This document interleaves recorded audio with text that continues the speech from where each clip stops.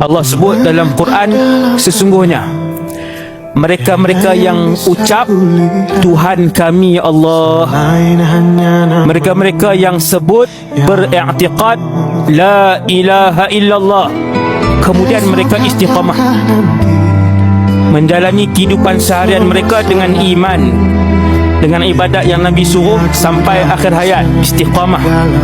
Kemudian mereka mati beriman dengan Allah, istiqamah, kemudian mati. Apa jadi?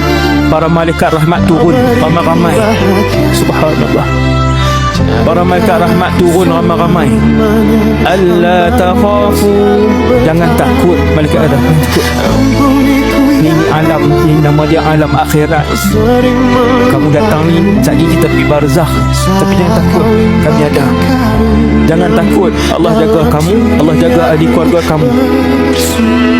Alla takhafu wa la tahzanu, jangan sedih. Wa abshiru bil jannah, bergembiralah dengan syurga. Kamu akan dapat syurga. Malaikat ni bagi kita tenang.